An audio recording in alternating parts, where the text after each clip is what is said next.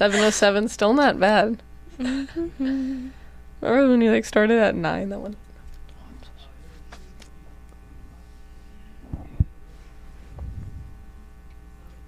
Okay. Hey everyone, or I should say 안녕하세요. 저는 엘리입니다. Or at least that's my best pronunciation That was of that. really good. I hope really so. Good, yeah. You know, after all my K-drama things, I always like, oh my goodness, I just try. I try. But you never took lesson, but that sounded really nice. Yeah. Every Korean could understand it. I hope so.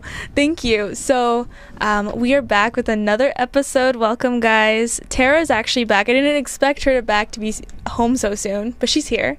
And we also have Philip. We did have him. He was going to be my co-host, but he's still back because... honor and pleasure. Thank you so much for having me. Yeah. How are you doing, Tara? I'm good. I'm doing well. Yeah, I had a nice time in Denver, so that was cool. How are you guys doing? Good.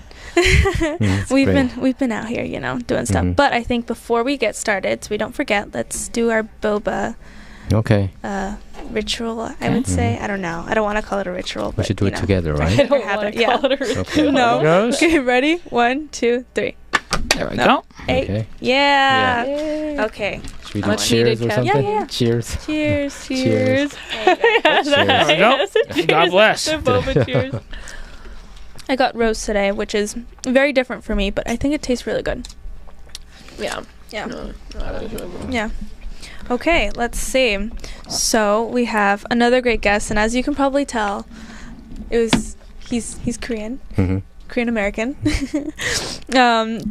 But we're gonna have an exciting thing. I did see you. We met at a what was it? An Asian American Pact event. Yeah, Asian American right? Freedom Pact. I think I was one of the keynote speakers. Yeah, that was really cool to see you there. So I was really glad to finally have you on, and to talk a little bit. But that's really cool. Why don't you just introduce yourself, tell us who you are, and then we'll kind of get into it. Yeah. So I worked as a journalist since 2002. First, I for the first 10 years of my journalist career, I was a sports reporter. But my interest in politics goes way back in my college years. Okay. I went to college in Oklahoma, and that's when I really dived into politics. I got to see the other side. usually most people get their news from New York Times or Washington Post or CNN, ABC, NBC, CBS, these liberal outlets. But I got to meet one lady. She taught Bible study to international students. So I was an international student coming from South Korea, and every Friday she invited students over there, and that's how I got to meet my wife there too as well. Congratulations. Yeah. Thanks. And one day I talked about what came out on the New York Times that day, front page, and her name was Joanne, the Bible study teacher, and she said, "Michael, I don't read the Times. They are too liberal, and it hurts my soul." I didn't understand what she was saying, so I was asking myself, does it mean that she's not consuming any news? Because I thought, coming from South Korea, I thought that New York Times is the the standard of journalism. They call it the paper of record. But later I found out what she meant. That it's so biased. New York Times never endorsed a Republican presidential candidate since 1956. So that was the re-election for Dwight Eisenhower. That's how long time ago that was. And also Washington Post. In Washington Post case, they never endorsed a Republican presidential candidate. So I think, I got to find out, hey, these papers are liberal as heck, and also CNN, MSNBC. I started watching Fox News. Bill O'Reilly was my favorite commentator back in the day. I think he kind of changed his ways, though, because he was saying yesterday that Trump should pick Nikki Haley for. Oh God! I couldn't believe it. I can't. I mean, and then he said that's a shoo-in for Trump to go to the go to the White House. What I think is if he picks Nikki Haley, he's going to lose a lot of his supporters. That's what I think. But anyway, and 2002, I moved to Los Angeles. I always loved. I was a news junkie, so I wanted to be a journalist. Started off as a sports reporter, but I would whenever we have these company meetings, I would always talk about politics. And they said, hey, you shouldn't be in sports. You know, the city editor told me, you shouldn't be in sports. You got to come to city edit. You know, you got to come covering politics. You should be a political reporter. And that's how I started since 2012. So I've been covering politics pretty much ever since, you know, mainly. But I've been following politics since the 90s. Yeah, for a little while. So then what sports did you cover? Like I covered everything. You know, Major League Baseball, because, you know, like Chano Park was a Dodgers pitcher. Hee-Seop Choi was a Dodgers hitter. So Major League Baseball, National Football League, NFL, PGA, golf, LPGA, you know, you name it, I covered it. You know, college football, everything, almost everything.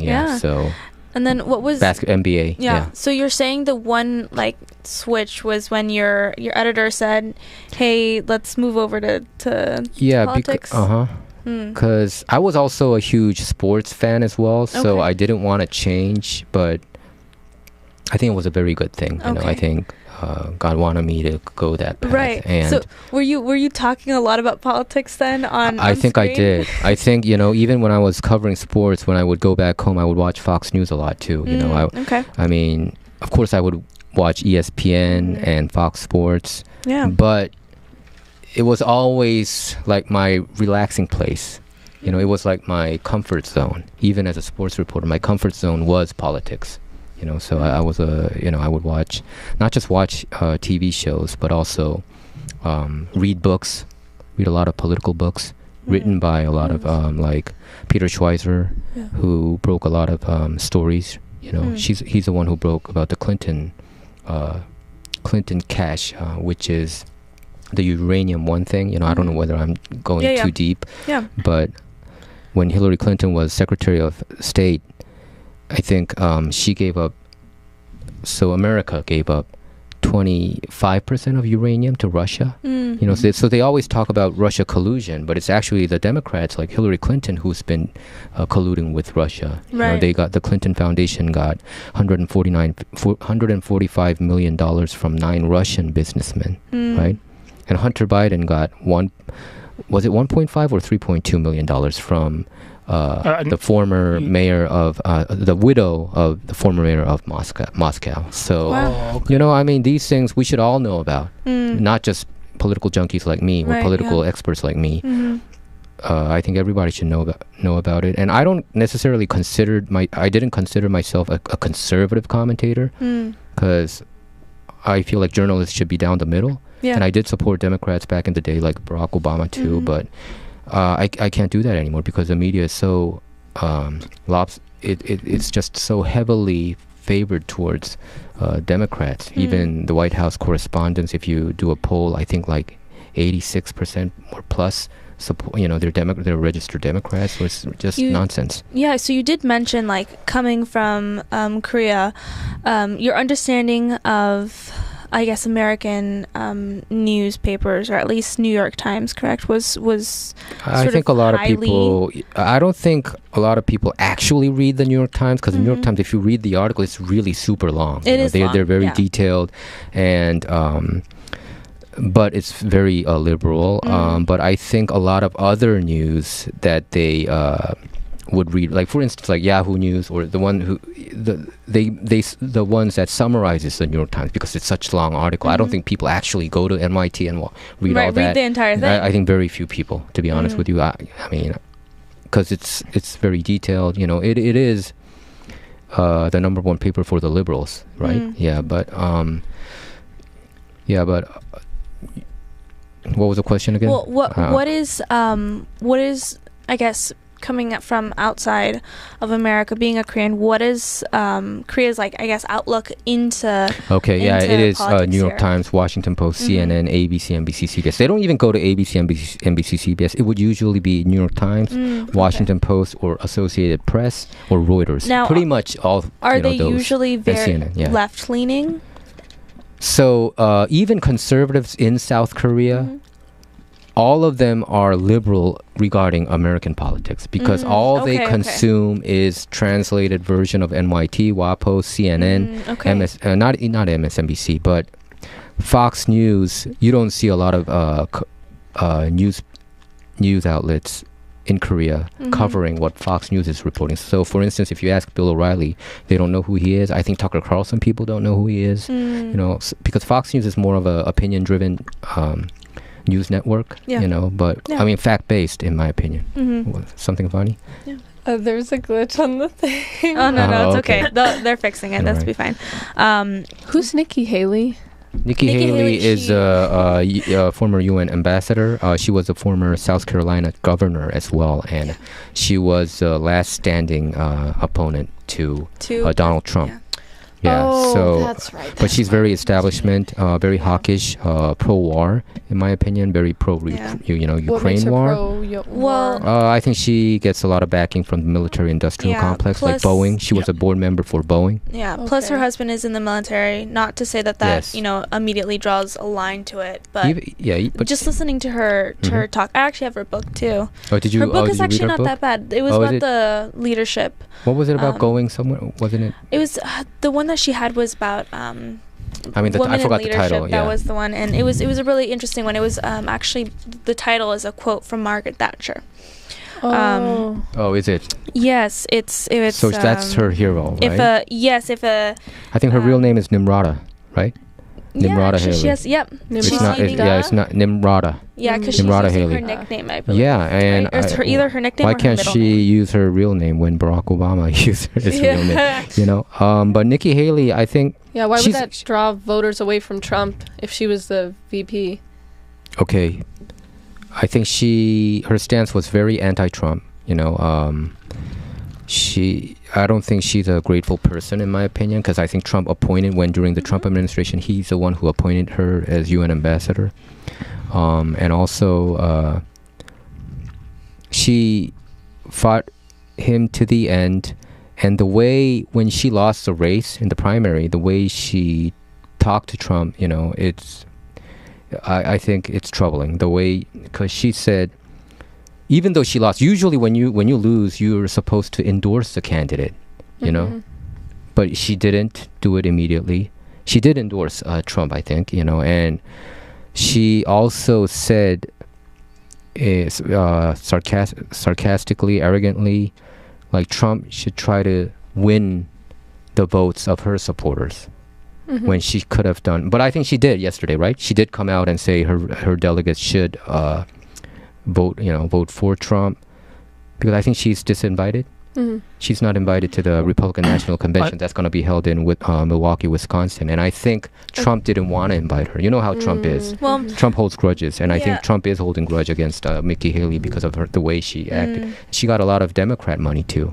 Oh, the states that she won, D.C. and I think she won in Virginia, probably. Yeah, all the ones she won were Democrat. Yeah, it was Democrat based, and you know, might have been like Vermont or something. Yeah, Vermont. It was Vermont. I know she won the D.C. Republican primary, which is functionally meaningless, of course, because like 5% of the population of D.C. is registered GOP. It's because of but the important thing to remember about Nikki Haley is the reason why so many Trump supporters rightfully despise her is because there's not a single foreign war out there where she doesn't support some kind of U.S. military intervention. So she's bought and paid for by the military-industrial complex through and through. She's pretty much, if you gave Dick Cheney a transgender operation and a transracial operation, you would have Nikki Haley. Yeah, I think so too. And people know that about her. Yeah, and she is bought and paid for, like you said, by Boeing. I think right after Boeing is a airplane, airplane manufacturing company, and also it's a major defense contractor as well. Yep. And she sat on the board. She got $9 million from Boeing, as I understand. And I think she's. It kind of shows that. I think that's why people gravitated towards Trump. So I've been following Trump since the 2000s. Yeah, I supported Trump since the 2000s. Really? I loved what he was saying on Fox. You know, when he came out on Fox News, he would come out on Fox and Friends in the morning, and also there was a show called Greta Van Sustren's On the Record back in the day, and he would come out there, and the things that he was talking about, he's saying the same thing now. He didn't change a bit, and I told my friends and my wife, man, I wish that he would run one day, you know. I mean, people made a joke out of him, you know, they thought he was just a reality star. And I got to interview him via email in 2011. Wow. because there were talks that he might run for president. And I thought that once he does run, that he has a good chance, because I think he's a powerful communicator. I think one of the main reason why Trump became such a phenomenon is because of his communication skills. Contrary to what the mainstream media is saying, I've never seen somebody who communicates that well. I think I never missed a single rally. I watched every single rally because it was a political movement, and all the things that he was talking about, it wasn't covered on the news. So I was following it. I wanted to know the news because I wanted to also know what he has to say about the political landscape in America. And many of what he was saying was the truth. He was talking about many stuff about manufacturing, leaving the country, going to China, and creating the Rust Belt. He was talking about it, and America should be a manufacturing powerhouse. And why are we giving all these jobs out to Mexico and China? And I think it really made sense. And I thought that I could feel like his love towards America, the way he talked. It didn't sound like your regular politician, It didn't sound like Obama. He didn't sound like Obama. He didn't sound like Reagan. He sounded somebody completely different. Fresh. And even the way he talks, he has this. I think some people have talent of talking a certain way that you don't have to put effort to understand what that person is trying to say. And I think Trump has that. Very few people have it in the political landscape. I think other than Trump, I don't think there's anybody who, because everybody understands what he's talking about, and his rallies were very super entertaining. But it had the rallies. I think the rallies was the engine that made the Trump of who he is. Of course, he's a reality star, TV star. Before that, he was a best-selling author, Art of the Deal, and all that, and a real estate investor in New York, Manhattan, New York. But regardless of all that, I think even though you have all that money and stuff, it doesn't mean that you're going to automatically become a political superstar. But he became a political superstar because of his communication skills. It's just amazing. I went to the CPAC event, and people were waiting in line like days before his speech. So there's something about his speech that touched a lot of Americans, and I think that propelled him to the 45th president of the United States. And I think people didn't leave him. And I think the indictments actually helped him. Him getting a guilty verdict in Manhattan, New York also helped him. So everything the media tried to do and the Democrats tried to do, weaponizing the Justice Department, I think it backfired, and it made Trump stronger than ever. I don't think Trump was this strong. I think many people have awakened. A lot of people, even in Inglewood, I have a friend who does a restaurant business there, and most of the patrons are African Americans, and he said like 40% of them support Trump. So I think it is changing. People are waking up, and they're not brainwashed by the media anymore. Many of them are still not. Now, they're waking up. Kind of like talking about how people are sort of shifting. I want to know, because I'm sure you have a lot of reach within just here in California and all the Koreans here. So we recently are seeing a lot of the polls shift for a bunch of Hispanic Latinos that are now voting towards the right. Is that also happening as well in the Korean community? I think that's how I feel. I was the first ever Korean conservative, I think, regarding American politics. Really? Because I told you, like, nobody knew who Bill O'Reilly was, or Laura Ingraham was, Sean Hannity. They don't know, Rush Limbaugh, all these huge figures in the conservative movement. I was the first one to talk about them.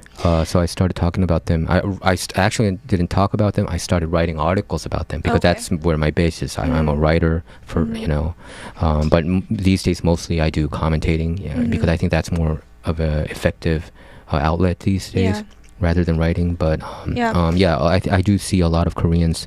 Beforehand, they were like heavily just supporting Democrats, but I would say probably this year, I wouldn't be surprised if it's over 40% among the Korean American community who would vote for Trump. Wow. What do you think about Kennedy? We have a comment. Robert Kennedy Yeah. Jr. I like his anti-vaccine stance about regarding COVID.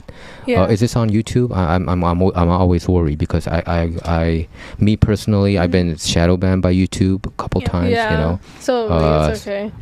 Yeah. So I try to be careful regarding Yeah. the outlet, but Jabs. jabs, Yeah, but yeah. Just call it the jabs. yeah. So Robert Kennedy Jr. I agree with that because there. I don't know whether I should say this, but there has been a lot of crazy things happening. You know. So my former boss, he took I heard that YouTube loosened it. Yeah. Yeah. But anyway, my former boss, editor. He was the editor in chief. He died the next day after taking the Moderna vaccine, and it's not just him. You know, I have a friend's mom who also had a clean bill of health, and then all of a sudden she's like cancer, end stage cancer after the vaccine. You know, I mean, I'm just telling you what I saw and heard, and you have this. Actually, New York Times reporter was in Seoul, Korea. And he took his, I think it was second Moderna shot. Right? He died that day. Wow. And if you look at the obituary of New York Times, it doesn't mention that. Right. Because you're not supposed to. It's against the narrative, right? But even though it's the truth. Yeah. So I think Robert Kennedy Jr., I didn't read his book.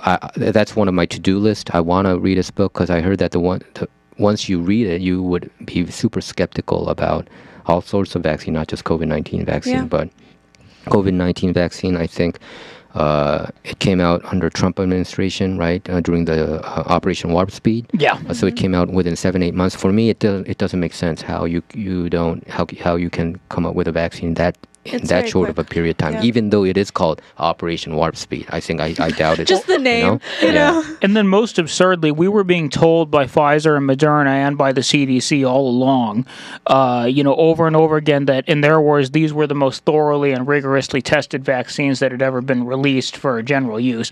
That's an obvious and blatant and transparent lie. You know, not only is there no evidence that that's true, but there's also copious evidence to the contrary. Sure. Because, to have it completely designed and formulated and completed and be made available for general use by the public in 10 months, and yet to have it simultaneously be the most rigorously tested vaccine in history, it's physically impossible. It just didn't make sense at all. Absolutely impossible. Yeah, and I've been following it very closely. You know, when COVID first came out, I felt there's something fishy about it, and I felt immediately, I think this is going to affect Trump's presidency. That's how I felt. You know, this pandemic thing, I thought it was a negative thing for Trump, and there were a lot of studies in France. I think it was a Rancid report, so they were doing testing regarding hydroxychloroquine, how effective it is. And you had this Democrat state, I think she was an assembly woman in Michigan, and she said she almost faced death, her and her husband. And they heard what Trump was saying regarding hydroxychloroquine, and they took it. They got better the next day. Yeah. Me too. I had COVID. I took hydroxychloroquine, and I felt better the next day too. I was going to say that, like, the information about how the vaccine just causes cancer and causes heart problems and causes death, it's just so disheartening because it sucks. Because it's like, I know people who got it, and it's just like, I didn't get it, but you never got it? I never got it. Me neither. Well, great. But I know, like, a few of my friends that they kind of were like, I might as well take it. It lets me go everywhere. And I'm like, okay.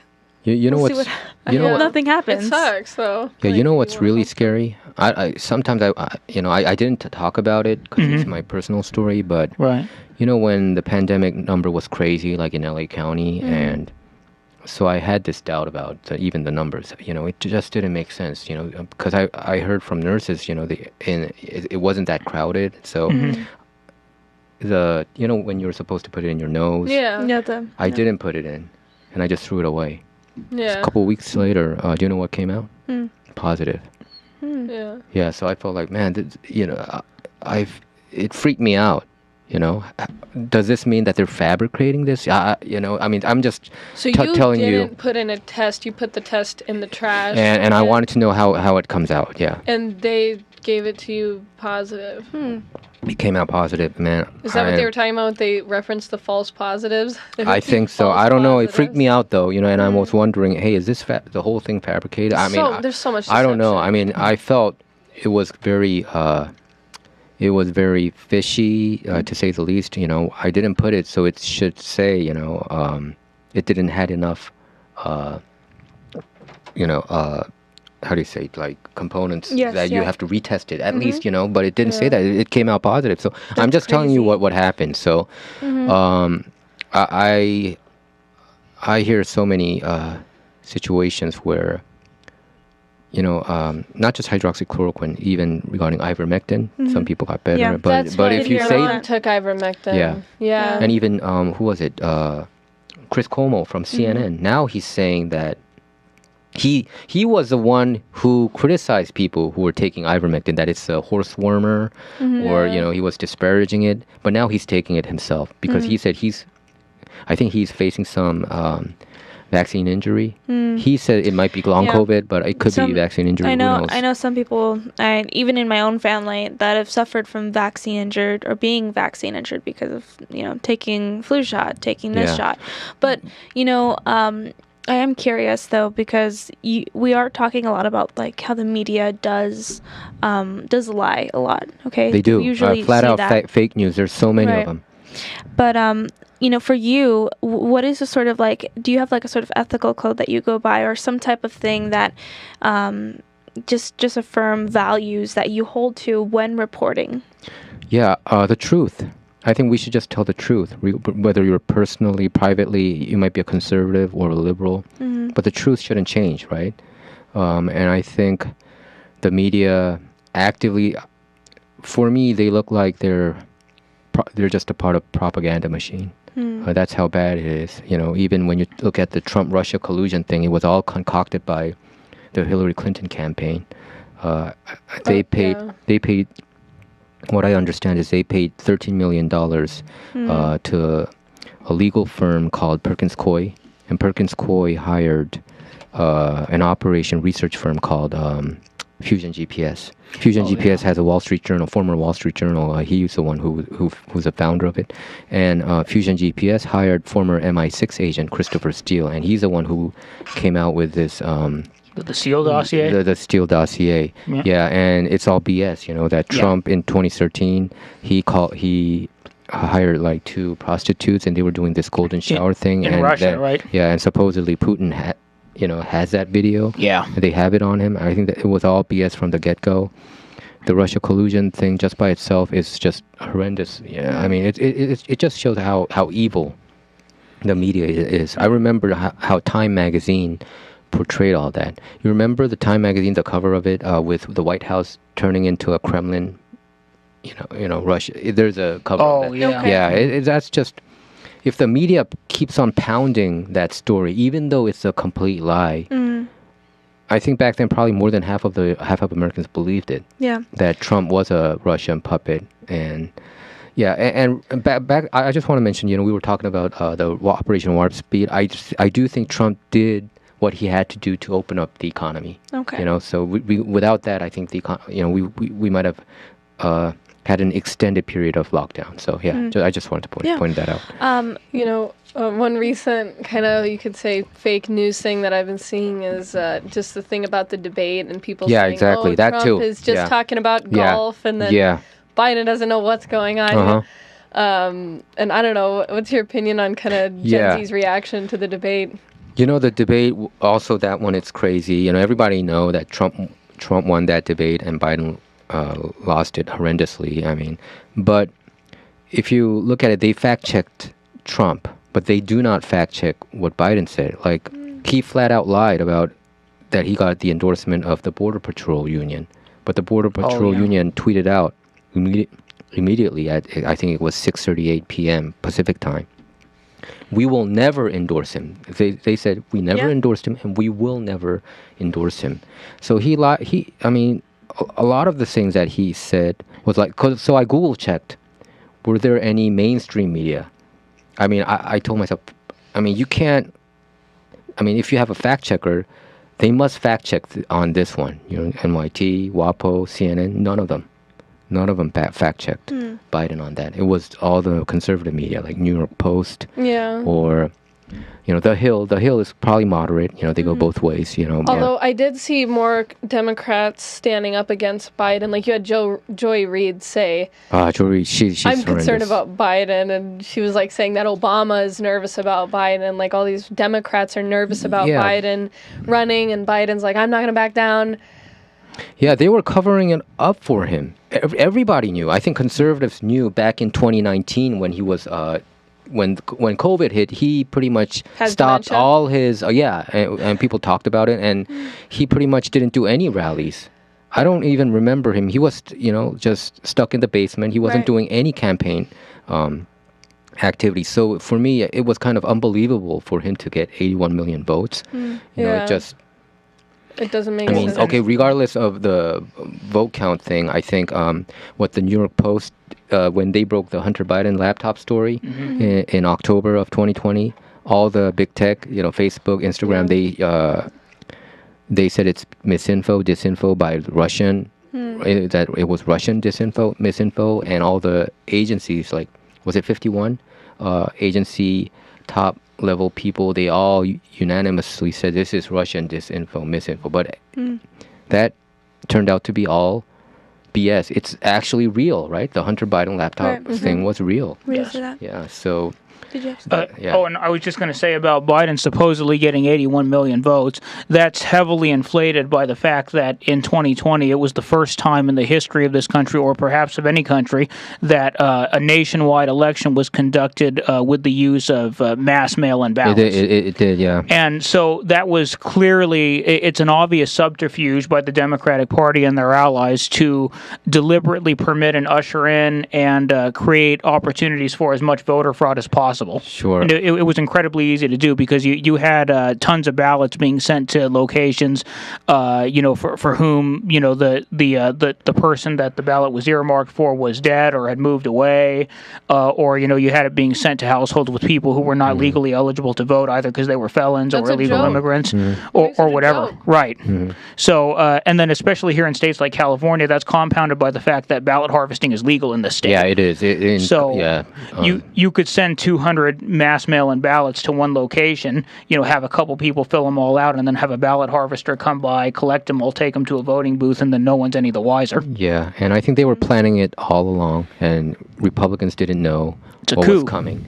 They didn't know what was coming, and I think the establishment, they thought that Trump was the last man standing against their agenda, and he pulled out of the Paris Accord.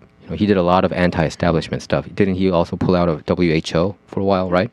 So I think for establishment people, it's like a no-no, I remember when Trump announced that he's going to pull out United States from the Paris Accord, and he said the climate change agenda is BS pretty much. And I remember the hysteria, the media going just completely nuts. And I felt, the media's, I was getting worried that Trump might not get elected in 2020 because of the reaction, and it was just by the climate change. For the Democrats, it's like the science. How can you deny all that?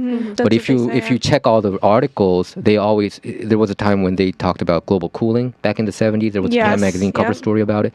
They always shift and change. And I talked to one of the scientists, and he's told me off the record that it is a political thing, because if they say that global warming or climate change doesn't exist, they don't get the funding, because you have to have this narrative going for them to keep on researching about it. So there's a political angle. I think scientists became politicians in a way. There is one consistent factor in the narrative about global warming / climate change that we've been given for a long time, and the consistent theme you'll notice there is that every proposed solution would give more power over our economic activity to the left. Exactly. You notice that every policy proposal that they propose to address that problem, it gives more and more power to the same group of people. Isn't that terribly coincidental? It is, yeah. So when Trump came in, I think what he did was unleash American energy. So America became energy independent for the first time in 72 years, even though America has the most energy, fossil fuel. So he released that, and I think that also goes against, like what you just said, it goes against their agenda. They can't stand it. So we when Joe Biden came in, he got rid of Keystone Pipeline project on his first day. On his first day. And killed 12,000 jobs overnight. Exactly. So. And I think it's just, I mean, it makes me very angry regarding the Keystone Pipeline because it always goes back and forth. Obama killed it, Trump revived it, and then Biden killed it. So that's right.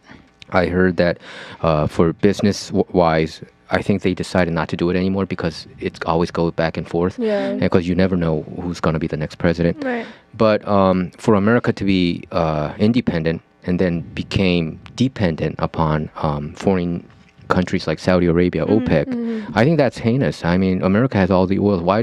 It feels like, okay, so climate change, is America the only country that's responsible for it? You know what I'm saying? Yeah. If you do fracking in like OPEC, like Saudi Arabia, that doesn't affect it doesn't make sense. It seems like America's not supposed to do it, but other countries can. Right. Yeah. And that logic just doesn't make sense to me. It really doesn't. When you look at the climate change activists saying, like, we need to, be clean energy here, clean energy there. But then other places around the world that depend on fossil fuels to live, what are they going to do? They're just going to go into more poverty than they already are. It doesn't make sense. Is America the only country on Earth? There's other countries too, but it sounds like America is the only one who's polluting it. If you read the articles, it's always about America. How much we pollute. They don't blame China or Saudi Arabia or Venezuela. Well, and it's all part of an integrated racket, too, because you think about it, this country, so much American money flows to countries like Saudi Arabia to pay for their oil. So people forget Saudi Arabia is governed by a royal family that promotes Wahhabism, which is a particularly virulent and toxic brand of Sunni Islamic extremism. What Saudi Arabia does with that money is they use it to fund the establishment and the administration of mosques and madrasas, particularly in places like the federally administered tribal regions of Pakistan and Afghanistan that churn out armies and armies and armies of Sunni Islamic extremists that fill the ranks of Al-Qaeda, that fill the ranks of ISIS, that perpetrate Islamic jihadist attacks all over the world. And then what happens is that is used as a justification for further NATO and U.S. military intervention around the world and in the Middle East to fight terror as part of the war on terror. So you have a situation where the global, Saudi oil racket is working in tandem with and is being used to reinforce and is being reinforced by the military-industrial complex at the same time. So it's a global criminal racket that's integrated in a feedback loop. Yeah, so I love it when Trump said, somebody asked him, what's your economic policies? What gonna be come 2025? When you get back into the White House, and he said, just drill, baby, drill. Yes, and I think that is the right answer. Yeah, well I think inflation. People are saying, inflation is just something that we have to deal with because of the pandemic and all that. I think it's BS. I think it's because of America's suppression of fossil fuel under Biden. And I think if we unleash that energy again, I think the inflation would calm down. And well, the other thing you need to do to address inflation is, as tall of an order as it is and as difficult as it's going to be, we have to rein in the Federal Reserve. Sure. We have to, because just because we achieve energy independence, which we should, that's a very worthwhile goal. That by itself is not going to stop the Federal Reserve from just crapping out more worthless fiat currency. Sure. Federal Reserve is not a government entity, right? It's a private bank. It's a banking cartel. It's a private bank. Many people don't know it. Just because it has a word, they slap the word federal. So they feel, most people think, oh, it's a federal government thing. No, it's not. It's private. It's a private bank, which is crazy, right? Wow. And they do have a lot of power. I think Goldman Sachs, Morgan Stanley, these companies have a lot of say. And we're $33 trillion in debt right now? 35? Yeah, I think so. A lot. Yeah, so I don't see it decreasing. I thought it would decrease under Trump administration, but the pandemic hit, so he had to use all that emergency funding. But I don't know. I mean, like you have these New York Times columnists called Paul Krugman. He said it doesn't matter, no matter how much debt it is. You know, we can just pass it along, and I don't think that's the right way to see it. Now, I do have another question, because we're talking about all these things that the media doesn't really touch on, and if they do, it's sort of in a one-sided way. But what's one thing that you think is, to you, probably a little scary that not enough people are looking at, and that you would like to raise more awareness to? What's going on right now regarding politics? What's going on right now? I think. You know, because as Gen Z too, it's just like there's so many issues and people that we have to keep up with, and it's just too much, and it's just like it's really overwhelming. Like, makes people not want to get involved. So for Gen Zers, I want to talk about something that I read recently. You know, everybody talks about like transgender. You know, transgender is a huge movement now, especially among the youth. According to some polls, I don't know whether that's correct or not, but according to some mainstream polls, go to a high school, you'll be like, whoa, right? Why are there so many non-binary people here? So I think people don't see the other side of it, because there's a lot of them, like Chloe Cole. I don't know whether you know. Chloe Cole, she regretted her transition, and I think her psychologist recommended her and her parents she needs to transgender, because if she doesn't, that she's going to commit suicide or something like that. And I think that's just it's something that's permanent, right? Once you do it, it's permanent. And I believe that she's someone who I think we're actually going to try and tell her story. Like, she did a what do you call it, vasectomy? A double mastectomy. A double mastectomy, and it's right? a totally fallacious argument, because study after study after study has proven beyond any doubt that the rates of suicide attempts and suicidal I was about to get there. Do not decrease post-transition. And I heard that it's increased to 19 times more likely to commit suicide. People who who transgender. So there's a lot of there's a lot of detransitioning movement that the mainstream media is not covering. But if you go to YouTube, there's a lot of them that goes back to where they used to be. If you ask me, it's like I just kind of think they want to sterilize people. Like they want to just sterilize them. Like, I don't understand depopulation? Why you would agenda. That's what I think too. It's possible. And it's also, why else would they want to transition youth? It's also to undermine the family, because you have to remember the root from which this all stems is cultural Marxism. And the goal of cultural Marxism is to undermine the traditional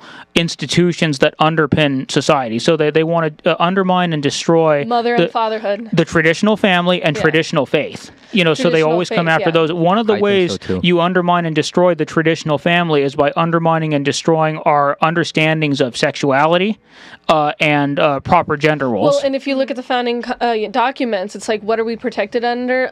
Nature's law under nature's God. The laws of nature and nature's God. So technically anything that's outside of that isn't protected by the founding of our country. So they kind of want to take it apart and dissect the whole way that this country is formed off of what? Like some sort of beast, it's a anti-God beast? It's a vanguard for a cultural revolution. That's what they want, but then they're dealing with Gen Z, who are you tell them they might be drafted, and then they're like, wait, what? Yeah, absolutely not. Maybe I should go fill out my ballot for like... So let me ask a question to you.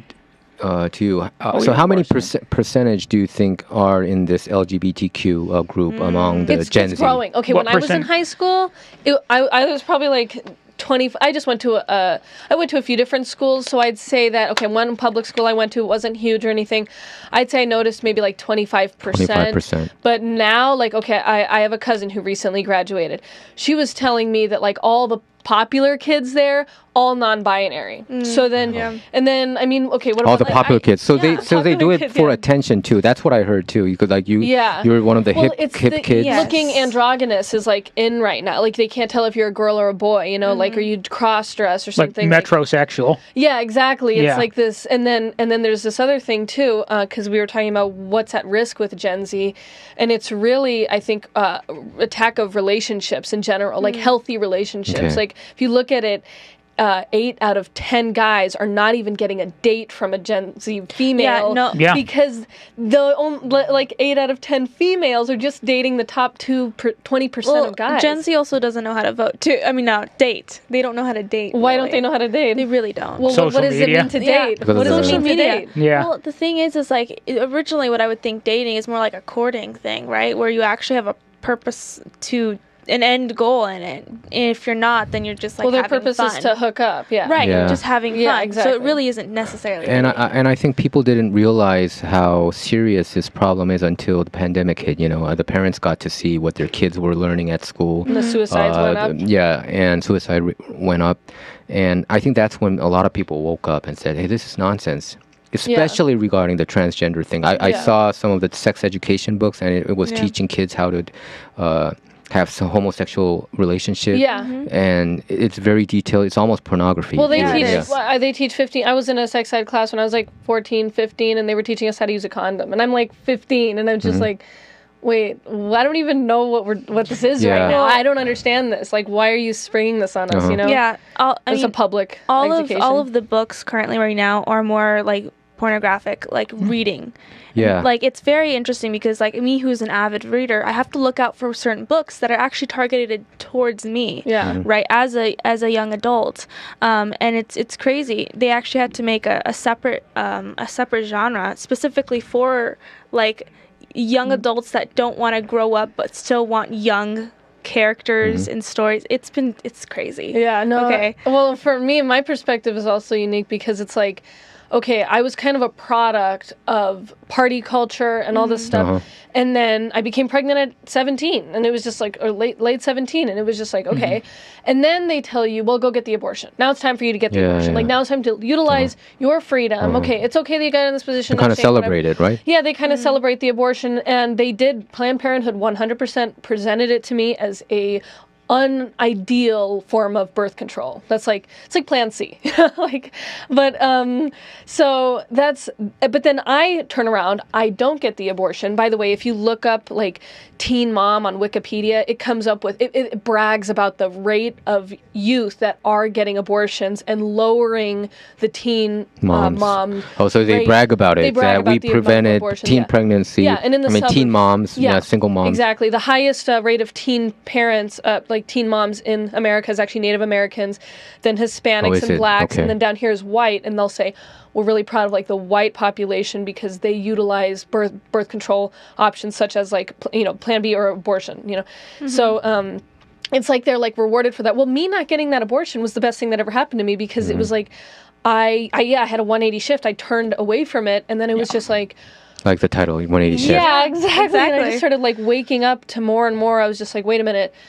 Oh, like, that's not how I want to, like, I actually don't want to have a revolving door of dads in my life. So what do I do to keep the father of my child in my life? Oh, guess what, guys? You be nice to him. Shocker. Like, you know how many women are just crappy to their man because they just like are tired of them, or they're bored, or they're this or they're that, or they're one another guy or whatever. They just take out so much of the worldly problems on their partner, and then it's like, and then relationships don't work out. That's what I notice, at least on a personal level. Yeah. Well, and I'll tell you, Ellie, you pointed out just a short time ago, some of the disturbing trends in dating, or rather the lack thereof, among millennial and Gen Z Americans and Westerners. I think a lot of it is because, and of course, obviously, I want women to do well. I want to uplift them. I want them to be socially and economically successful. The problem is we're living in an age where women are more socially and economically successful than they've ever been, while men are less socially and economically successful than they've ever been. Women are biologically hypergamous. They want to marry up, which there's nothing wrong with that. That's good. The issue that presents is that men are less and less impressive to them than they've ever been. So a lot of women are more reluctant to pair up. With women. Then, Oh my goodness. Well, and then what that ends up doing is it ends up creating a dating crisis where a lot of young people, particularly men, have kind of just checked out. They've So kind of that just really happens. just I only given heard up. about it, but that's a So, real thing right now, huh? Yeah. but there are still women out there that are definitely like willing to be nice. They're just not standing out in society because it's not the thing to be. The thing to be is, The boss. Yeah, Or boss B. Or like hyper materialistic. Yeah, or super super casual about like hooking up and just gender whatever Miley Cyrus is, polyamory, polyamorous, yeah. Polyamorous. There's a lot of pansexual or whatever. Pansexual, that's what pansexual. Sorry. That's actually, we were talking about the LGBTQ movement. That's even prevalent among Korean American community, and a lot of parents are starting to realize it, and they're panicking because. Why do you think they're panicking? Because I think Korea background is a little bit more conservative, I would say, than America in general. Not just because of Christianity, but because of the Confucius ideology. Traditionally very conservative. And they also probably want grandchildren. Yeah, exactly. That too. And they want their kids to be happy, because that's the thing. Like, you want, like, when I give advice to people about like relationship stuff, it's because I'm actually trying to help them beat that. Like, you don't have to be fighting with this drama. You don't have to be fighting with this loneliness. It takes effort. You have to go out of your way and you have to leave your comfort zone. But it is so worth it to be loyal to your partner, be kind to them, treat them, and that, like, nurture that relationship, or even finding that relationship. It takes effort. You have to leave your comfort zone, and then taking care, you're just so much more fulfilled. Yeah. And then when you're married, it's just like game, like, that's it. Like, you can choose that road. And I think a lot of these parents probably are traditional because they know that is what fulfills them. Yeah. And they want that for their kids. And then when these kids are running around being all confused, like, and yeah, it's just like disheartening to watch. You're just like, oh, no wonder you want to vape all the time. No wonder you want to, just be on your phone all the time because you're addicted to it, because you're not fulfilled with your lifestyle. And I can see that. You can't see that because you're in the bubble, Yeah. So among the Korean American community, I was talking with one Korean principal there, and she told me that like 20 to 30% of the students there have an, they can't identify. Non-binary? Non-binary. It's either lesbian, gay, or bi, or trans, or, there's one student who would have a boyfriend one day and have a girlfriend the next day. So it seems like it's real, they call it gender fluid now, right? Yeah. Or isn't that's just bi, right? Bisexual. I don't know. I don't even know, and polyamorous relationship too. Yeah. So I think that came as a shocker to a lot of the Korean parents, and I think a lot of them are gravitating towards Republican Party or Trump. Yeah. And then what's the next step is pushing the parents out of the conversation. They push the parents out of the conversation. Like in California, I think you don't need your parents' consent to do these. They don't even surgeries or treatments, right? They're like taking it away to even like notify them, right? Like the parents just start completely out. There was a new bill that either is coming out or came out.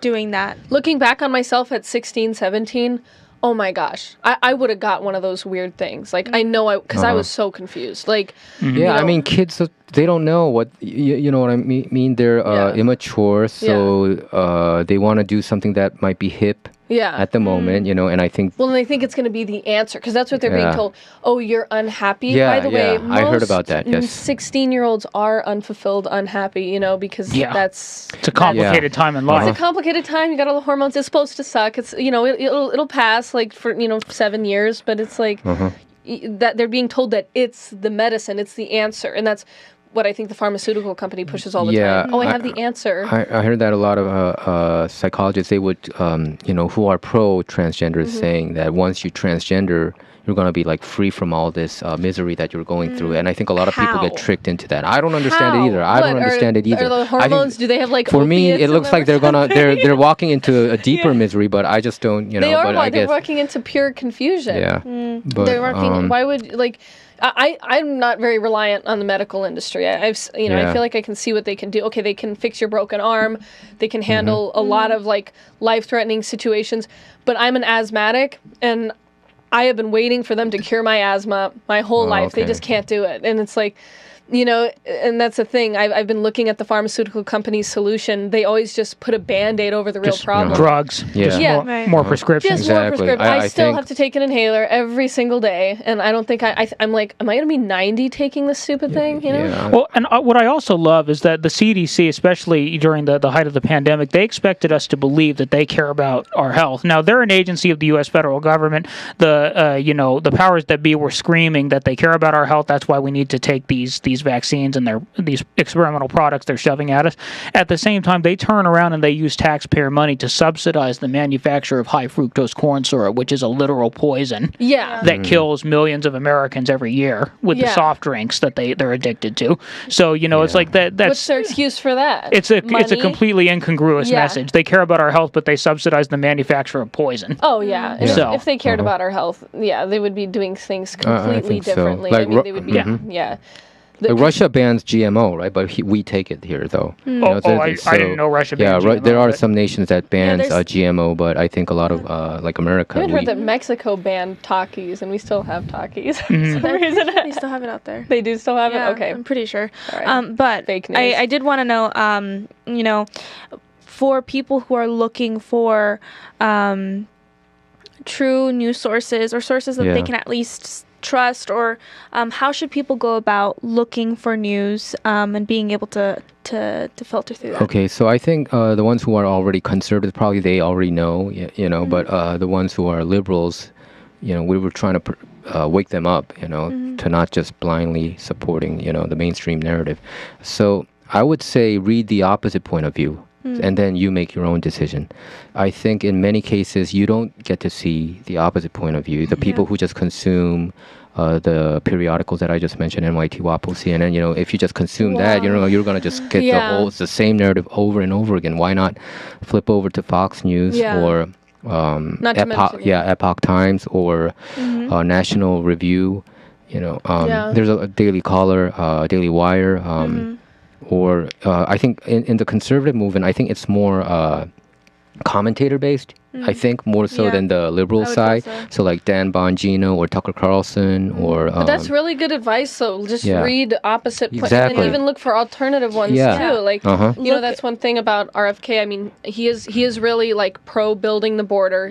He's Yes. he's against pushing Yeah. COVID-19. So I'm glad that he's Well, on board with that. But Yeah. he even is a good resource to offer alternative opinions on this and stuff. usually the conservatives, they know the other side of the story. But Yeah. the liberals, they do not know what's going on in Or care. among the conservatives You know- or care. Yeah, so I think Yeah. if you read both sides or watch both sides, automatically, I think you would fall into probably the same group. Yeah, you and know? even hearing you say that, it's like, wow, it just clicked in my head. Like, yeah, I experienced the opposite of what really liberals were telling me to get the abortion for my own sake, for my own happiness. I literally did the opposite of that. Oh, okay. And my life got so much better. But I followed it according to, God's rules. Like, oh, you're going to have to face the consequences for the situation that Yeah. you put yourself in, okay? But my life and my mental health, it's just been on an upward. I struggle with anxiety, I struggled with depression a lot. Like, it's just been on an upward curve. Like, I struggle with that stuff less and less and less the more Wow. I follow God. I think I don't have to take any drugs except for my asthma inhaler. because of Yeah. having the baby. I think you got a lot of blessings. I think probably because you decided to. Well, pro-life baby, organization yeah. helped me because my family did not have the resources for that baby, but there are many pro-life organizations that actually do show up for the mother and the father. They helped him actually get an apprenticeship as an electrician, and we're like a little family unit now. Yeah, they helped me get supplies. That's a great story. Yeah, Huh. it's really awesome. but I think we're supposed to wrap up now, sorry. no, it's okay. But I think Getting into even my to head that, flow anyway. adding on, I always look at also outside opinions from different countries, like European Okay, news yeah. things. I think just so we can get a whole entire world view of what Like, what is that everybody crazy thinks. America doing? Right, yeah. No, but And the I think those are Americans. that's an amazing advice, I think, for everybody. Now, can I just have you just where people can follow you Yeah. so they can find you? So right now, I have a YouTube channel called Truth Politics, but it's Korean based. So even though I say it, it's called 원용석의 진실정치. And right now, I'm working at Radio Korea. I'm the communications and IT director there. I used to be the news director there as well. And prior to that, I worked at Korea Daily for 20 years. So I was professionally journalist all my life, and so they can watch my work at. There's a program called Ktown Social Club. Okay. That's a Radio Korea YouTube channel, and we have from the far left to the far right on that show. So we talk about all sorts of issues there. Good. So I think a lot of people would probably enjoy it. You know, it's not a conservative show because I'm the only conservative there. It's a 4-panel discussion thing. So we even have a communist there, and also yeah. So there's keep things interesting. there's some common denominators because they are so anti-establishment too. They're anti-mainstream. So there are MAGA communists too. You know, Make America Great Again communists. Like I think Jackson Hinkle is one of them. He's only 24 years old, but he's getting a lot of traction these days. Okay. So it's always an interesting talk. Yeah, that's amazing. Okay, well, 감사합니다. 감사합니다. Thank you so much. Thank you. I guess we're going to be back soon. But for now, 안녕. And then, hold on. 또 만나요. I don't know. There's something. Is it 또 만나요? Is that correct? I don't know. Which one? I'm trying to say see you. See you again. 또 만나요. 또 만나요. Let's see you again. There you go. 또 만나요. 또 또 만나요. 또 만나요. Yeah, there you go. Good. Okay, let's do that. 또 만나요. Yes. oneirshift.org, and follow us, share us with your friends, and let us know if you want to be a guest. Yeah. Okay. See you. Bye. It's an honor and pleasure. Thank you all so much. I had a great time. It's an honor and pleasure to be here.